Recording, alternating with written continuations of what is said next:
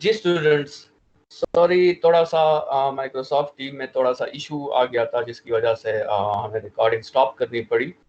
दोबारा उसी जगह से स्टार्ट लेते हैं। हमने कहा था कि आपके साथ एक एटम का स्ट्रक्चर है और इसमें जो एटम इलेक्ट्रॉन्स हैं वो एक्साइटेशन और डी एक्साइटेशन करके आपको लाइट के वेव्स देते हैं, लेकिन उन एक्साइटेशन और डी एक्साइटेशन के प्लेन्स जो हैं जनरली उनमें हर प्लेन मौजूद होता है और इसलिए इस किस्म के लाइट को हम अनपोलराइज्ड लाइट कहते हैं। ये जो सामने आपको नजर आ रही है इसमें आपको वेव की डायरेक्शन के परपेंडिकुलर आपको बहुत से प्लेन्स नजर आ रहे हैं। वर्टिकल प्लेन्स हैं, हॉरिजॉन्टल प्लेन्स हैं, 30 डिग्रीज के प्लेन्स हैं, 40 डिग्रीज के प्लेन्स हैं, 80 डिग्रीज के प्लेन्स हैं।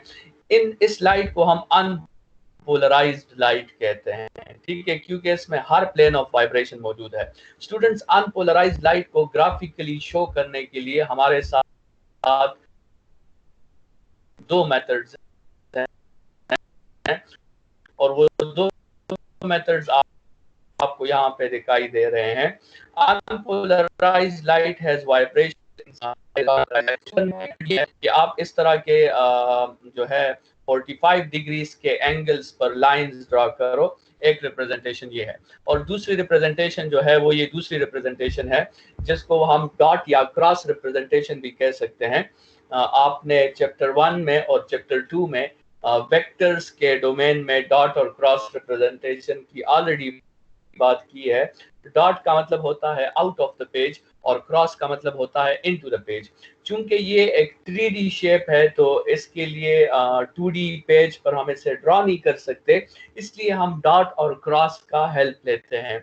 सो इस सेकंड रिप्रेजेंटेशन में जो ये डॉट का साइन आपको नजर आ रहा है ये असल में वाइब्रेशन है perpendicular to the plane of the page, और ये लाइंस जो आपको नजर आ रहे हैं they are vibrations parallel to the plane of page। अभी पोलराइजेशन में क्या होगा कि या हम सिर्फ इन परपेंडिकुलर वाइब्रेशंस को अलाउ करेंगे और या फिर हम सिर्फ इन पैरेलल वाइब्रेशंस को अलाउ करेंगे। फिलहाल इसमें दोनों वाइब्रेशंस मौजूद है, therefore it is an unpolarised light. तो आगे बढ़ते हैं। पोलराइज्ड लाइट क्या होगी? पोलराइज्ड लाइट जिस तरह आप देख रहे हैं स्टूडेंट्स, लेफ्ट हैंड साइड पे आपके साथ अनपोलराइज्ड लाइट है, फिर हमने एक डिवाइस लगाया है जिसे हम पोलराइजर कहते हैं, और उस पोलराइजर का काम क्या है कि जो उस पोलराइजर की एक्सिस होगी वो पोलराइजर उसी लाइट को सिर्फ उस एक्सिस पर महदूद कर देगा और हम फिर उस लाइट को कहेंगे कि इसकी रिस्ट्रिक्शंस, इसकी वाइब्रेशंस जो हैं वो रिस्ट्रिक्ट हो गई हैं, and such a light is called polarised light. ये आपको डिफरेंट एग्जांपल्स दिए गए हैं पोलराइज्ड लाइट के, आप इसे देख सकते हैं, ठीक है। और पोलराइजर की डिफरेंट जो है ओरिएंटेशंस पर आपके साथ वही एक्सिस जो है रह जाएगा और बाकी सारे एक्सिस रिस्ट्रिक्ट हो जाएंगे अगर आप पोलराइजर को डिफरेंट ओरिएंटेशंस पे रखते हैं। स्टूडेंट्स, इस पोलराइजर का जो रिजल्ट है उसमें आप देखें कि आपके साथ सिर्फ एक ही प्लेन ऑफ वाइब्रेशन रह गया है और बाकी सारे प्लेन्स ऑफ वाइब्रेशन जो हैं वो रिस्ट्रिक्ट हो गए हैं। पोलराइज्ड लाइट की जो इंटेंसिटी होती है स्टूडेंट्स वो अनपोलराइज्ड लाइट के इंटेंसिटी के हाफ के इक्वल होती है, क्योंकि हम हाफ वेव्स को अलाउ करते हैं और हाफ वेव्स को ब्लॉक कर देते हैं, तो इसलिए इसकी इंटेंसिटी जो होती है वो आपके साथ अनपोलराइज्ड लाइट के मुकाबले में हाफ की इक्वल होती है। स्टूडेंट्स, अगर आपने एक वेव को पोलराइज करने की कोशिश की और अभी आप चेक करना चाहते हैं कि क्या वो वेव वाकई पोलराइज हो गई है या नहीं हुई, तो उसके लिए हम एक और पोलराइजर यूज करते हैं, लेकिन उस पोलराइजर को हम पोलराइजर नहीं कहते, उसको अपने फंक्शन की वजह से हम एनालाइजर कहते हैं। ये डायग्राम आपको शो कर रहा है कि एक लाइट 1 है जो अनपोलराइज्ड है, उसको हमने पोलराइजर से गुजारा और हमें ये उम्मीद है कि इसका रिजल्ट जो है वो पोलराइज हो गया होगा, लेकिन एक्सपेरिमेंटली हमने इसे चेक करना है, तो हम उस लाइट 2 के सामने दोबारा एक पोलराइजर रख देते हैं, लेकिन जिसे हम एनालाइजर कहेंगे। अभी ये जो लाइट 2 है ये वर्टिकली पोलराइज्ड है, ठीक है। तो अगर एनालाइजर भी हमने वर्टिकल रखा हो तो हमें एनालाइजर का आउटपुट लाइट की शक्ल में मिलेगा। लेकिन अगर हम इस एनालाइजर को रोटेट करके हॉरिजेंटल कर दें तो फिर एनालाइजर का आउटपुट हमें डार्कनेस मिलेगी, हमें कुछ लाइट नहीं मिलेगा। सो ये एनालाइजर का काम क्या है, उसे हम रोटेट करेंगे आहिस्ता आहिस्ता, और जब वो आपके साथ जो है we see light when analyser is vertical and we see no light when analyser is horizontal, इसका मतलब ये है कि वो लाइट 2 जो है एक्चुअली पोलराइज हो गई थी। ठीक है, ये सारी डिस्क्रिप्शन इसकी यहाँ पे मेंशन है, ये आप रीड कर सकते हैं। तो light is obtained when analyzer is vertical, no light is obtained when analyzer is horizontal. This means that light 2 is polarized. ठीक है स्टूडेंट्स, लाइट किसी करना चाहता हूं, मेथड्स हैं। पहला मेथड आपके साथ है बाय सेलेक्टिव एब्जॉर्प्शन, दूसरा मेथड है बाय रिफ्लेक्शन, तीसरा मेथड है by scattering in the atmosphere, और चौथा मेथड है बाय रिफ्रैक्शन थ्रू क्रिस्टल्स। ये जो पहला मेथड है सेलेक्टिव एब्जॉर्प्शन, इसमें हम फोर्सफुली और इंटेंशनली लाइट की वाइब्रेशंस को एक प्लेन पर रिस्ट्रिक्ट कर देते हैं, और इसके लिए फिर हम कुछ डिवाइस वो आर्टिफिशियल डिवाइसेस भी हो सकते हैं जिससे हम पोलराइजर्स, और वो नेचुरल डिवाइसेस भी हो सकते हैं। हमारे साथ कुछ क्रिस्टल्स हैं जिनको हम टॉर्मलिन क्रिस्टल्स कहते हैं, वो नेचुरली पोलराइजर्स हैं, और उनसे हम सब लाइट गुजरते हैं तो वो ऑटोमेटिकली पोलराइज हो जाती है। तो सेलेक्टिव एब्जॉर्प्शन की तरफ आते हैं। In this use artificial polarizers, natural polarizers to produce polarized light. We can use crystal of tourmaline which can polarize light with the help of crystallographic transmission axis. Tourmaline crystal जो होता है उसकी जो lattice की arrangement होती है वो इस तरह होती है कि उस क्रिस्टल के अंदर में एक इंतहाई थिन ओपनिंग क्रिएट हो जाती है जिसको हम क्रिस्टलोग्राफिक ट्रांसमिशन एक्सिस कहते हैं, और इस एक्सिस के थ्रू हम किसी भी लाइट को पोलराइज कर सकते हैं। ठीक है, इसी तरह आप आर्टिफिशियली डिजाइंड पोलराइजर्स भी यूज कर सकते हैं लाइट को पोलराइज करने के लिए। स्टूडेंट्स, ये तो एक ऐसा मेथड था जिसमें हम इंटेंशनली लाइट को पोलराइज कर लेते हैं, लेकिन कुछ मेथड्स एटमॉस्फेयर में ऐसे भी मौजूद है जो हम चाहें या ना चाहें उन मेथड्स की वजह से लाइट पोलराइज हो जाती है, और उनमें है by reflection and refraction. Students इसको रीड करें। Whenever an unpolarized light is reflected or refracted from a surface, it is partially or completely polarized. This type of polarization is called a natural polarization. Students ये देखें, आपके साथ एक unpolarised light जो है वो किसी सरफेस के साथ टकराती है, इसका कुछ हिस्सा आपके साथ रिफ्लेक्ट हो जाता है और कुछ हिस्सा आपके साथ रिफ्रैक्ट हो गया है। इस डायग्राम नंबर 1 में आप देखें तो आप क्लियरली समझ सकते हैं कि ये पार्शियली पोलराइज हो गई है, और डायग्राम नंबर 2 में आप देखें तो आपको पता चल जाएगा कि जो रिफ्लेक्टेड रे है आपके साथ वो कंप्लीटली हॉरिजेंटली पोलराइज्ड हो गई है, और जो रिफ्लेक्टेड रे है वो कंप्लीटली वर्टिकली पोलराइज्ड हो गई है। स्टूडेंट्स, इसका मतलब ये हुआ कि ये कभी कभार ये पार्शियली पोलराइज होगी और कभी कभार ये कंप्लीटली पोलराइज होगी। तो इसके लिए कंडीशंस क्या है, पार्शियल पोलराइजेशन के लिए क्या कंडीशन है, और आपके साथ फुल पोलराइजेशन के लिए क्या कंडीशन है, ये कंडीशन एक साइंटिस्ट ने मैथमेटिकली प्रूव किया, और उसको हम ब्रूस्टर्स लॉ कहते हैं। तो ब्रूस्टर्स लॉ की तरफ बढ़ते हैं। It is a relation between polarization and refractive index of the medium, and this law states that there is always an angle of incidence for which the refracted and refracted ray are completely polarized. मतलब आप के साथ एक ऐसा एक angle of incidence जरूर होता है जिसपे अगर आप किसी रे को भेज दें तो वो अनपोलराइज्ड लाइट आपके साथ कंप्लीटली दोनों एक हॉरिजॉन्टली पोलराइज हो जाएगी और दूसरी रिफ्लेक्टेड रे वर्टिकली पोलराइज हो जाएगी, और इस एंगल को हम पोलराइजेशन एंगल कहते हैं। और वो एंगल हम फाइंड कर सकते हैं अगर हमारे साथ रिफ्रैक्टिव इंडेक्स मौजूद हो।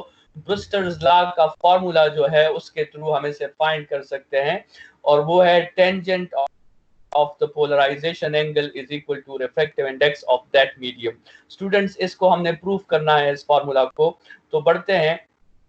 लेकिन एक बात याद रखें कि ब्रूस्टर जो ये रिसर्च कर रहा था उसने एक बात जो है वो देखी थी हर एक्सपेरिमेंट में, कि जब भी वो इस एंगल को पोलराइजेशन एंगल के इक्वल कर देता था तो आपके साथ रिफ्लेक्टेड और रिफ्रैक्टेड रेज हमेशा आपस में परपेंडिकुलर होती थी। सो ये याद रखें कि अगर हम angle I, angle of incidence की जगह आई पी डालेंगे तो आपके साथ the angle between reflected and refracted ray must be 90, और ये दोनों आपस में हमेशा परपेंडिकुलर होंगे। It was a general experimental result observed in this experiment। ठीक है, तो ये आपके साथ एक डायग्राम है, इसमें इंसिडेंट रे आ रही है और वो रिफ्लेक्टेड रे आपके साथ जा रही है, और आपके साथ कुछ हिस्सा रिफ्लेक्ट भी हो जाता है। इसमें नॉर्मल के साथ जो है जो एंगल ऑफ इंसिडेंस बन रहा है वो आईपी है, एंगल ऑफ रिफ्लेक्शन जो बन रहा है वो भी आईपी होगा। According to the laws of reflection, angle of incidence and angle of reflection are always equal.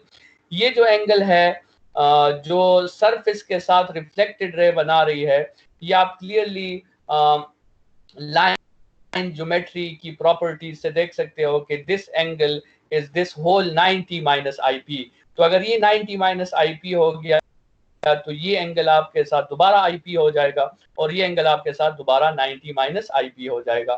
ठीक है स्टूडेंट्स, तो अभी आपके साथ इस एग्जांपल पे आप स्नेल्स लॉ अप्लाई करें।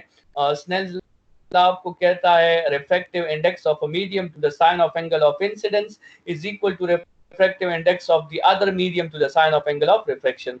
लाइन ज्योमेट्री से आप क्लियरली जो है वो देख सकते हैं कि आपके साथ जो ये एंगल्स हैं, angle I P plus 90 minus I P plus I P plus 90 minus I P, आपके साथ ये टोटल एंगल्स जो हैं ये 180 के इक्वल हैं। ठीक है, अगर यहाँ पे आप इन सब एंगल्स को ऐड करें तो आपके साथ 180 रिजल्ट आता है, और इसको आप सॉल्व कर लें तो इससे आप एंगल आर की वैल्यू अपने लिए फाइंड कर सकते हैं which is 90 minus I P, और ये एंगल आर की वैल्यू आप इक्वेशन 1 में पुट कर दें तो आपके साथ जो है n1 sin of angle IP is equal to n2 sin of 90 minus IP।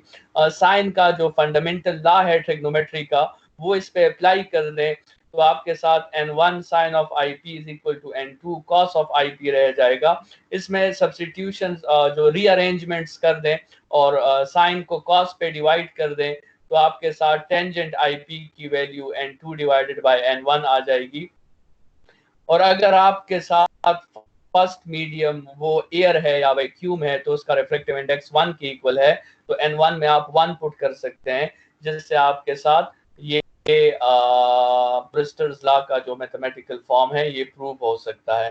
ठीक है, so the tangent of the angle of polarisation is equal to the refractive index of that medium, and there is always such an angle for every material that if we pass a unpolarized light through it with that angle, that light is completely polarized into two categories. One is called horizontally polarized and the other one is called vertically polarized। Students, polarization के applications की तरफ आते हैं। Polarization बहुत important है और इसकी हमने बहुत सी applications पढ़ी हैं। एक रिजल्ट तो हमने स्टूडेंट्स पोलराइजेशन का ये पढ़ा कि पोलराइजर से गुजरने के बाद उस लाइट की इंटेंसिटी हमारे साथ हाफ हो जाती है। तो अगर लाइट की इंटेंसिटी हाफ हो जाती है तो एक्सट्रीमली इंटेंस लाइट को जो है उसकी इंटेंसिटी को कम करने के लिए हम पोलराइजर्स यूज कर सकते हैं, और इस एप्लीकेशन को हम कहते हैं रिड्यूसिंग द ग्लेयर। ठीक है, आपके साथ अक्सर आपने देखा होगा कि रात के वक्त जब आप गाड़ी चलाते हैं तो अपोजिट तरफ से जब आप पे हेडलाइट्स पड़ती हैं तो आपको कुछ नजर नहीं आता। तो अगर आप इस लाइट को पोलराइज करके देखोगे तो इसकी इंटेंसिटी खुद बहुत कम हो जाएगी और आपको सड़क जो है वो आसानी से दिखाई दे सकती है। सो ग्लेयर असल में क्या है? Glare is the reflection of light from roads and glasses, which makes a disturbing effect on eyes. Polarizer glasses are used to reduce the intensity of the glare by a factor of 2. वो से decrease कर देता है। इसके अलावा students आपके साथ कर्टनलेस Windows होती हैं, ऐसे विंडोज जिस पे पर्दे लगे नहीं होते, लेकिन वो ग्लासेस जो होती हैं, वो विंडोज जो होती हैं, वो हॉरिजेंटली और वर्टिकली पोलराइज्ड हुई होती है। मतलब बाहर से कोई भी लाइट रे अंदर नहीं आ सकती, क्योंकि वो किसी भी लाइट रे किसी भी वाइब्रेशन प्लेन को अलाउ नहीं करती। वो हॉरिजेंटल को भी ब्लॉक कर देती है और वर्टिकल वाइब्रेशंस को भी ब्लॉक कर देती है। स्टूडेंट्स आपके साथ 3D सिनेमाज और 3D जो आपके साथ इमेजिंग है, उसमें पोलराइजर का बहुत ज्यादा रोल है। आप जो 3D सिनेमाज में जो स्पेशल टाइप ऑफ ग्लासेस पहनते हैं, उन ग्लासेस में आपकी एक ग्लास हॉरिजेंटली पोलराइज्ड होती है, दूसरी ग्लास वर्टिकली पोलराइज्ड होती है, और स्क्रीन पर दो प्रोजेक्टर्स से लाइट पड़ती है, और एक लाइट हॉरिजेंटली पोलराइज्ड लाइट होती है, दूसरी लाइट वर्टिकली पोलराइज्ड लाइट होती है। तो आपकी एक आंख जो है एक प्रोजेक्टर का इमेज लेती है और आपकी दूसरी आंख दूसरे प्रोजेक्टर का इमेज लेती है, और आपके जो आईज हैं वो 3D शक्ल में दो इमेजेस लेकर जो है उसे कंबाइन करती है और आपके साथ एक 3D इमेज सामने आ जाता है। सो ये भी पोलराइजेशन की एक बहुत बड़ी एप्लीकेशन है आपके साथ। तो स्टूडेंट्स, ये हमने पोलराइजेशन की कुछ एप्लीकेशंस डिस्कस की, और इन एप्लीकेशंस के साथ और इस लेक्चर के साथ चैप्टर नंबर 9 के सारे शॉर्ट क्वेश्चंस और लॉन्ग क्वेश्चंस, वो शॉर्ट क्वेश्चंस जो एक्सरसाइज के अंदर से आ सकते हैं और वो शॉर्ट क्वेश्चंस जो एक्सरसाइज के एंड में मौजूद थे, सबको हमने डिस्कस कर दिया है। नेक्स्ट लेक्चर में हम एक नया चैप्टर स्टार्ट करेंगे और उसके शॉर्ट क्वेश्चंस और लॉन्ग क्वेश्चंस के सीरीज को हम स्टार्ट करेंगे। इस लेक्चर के लिए इतना ही।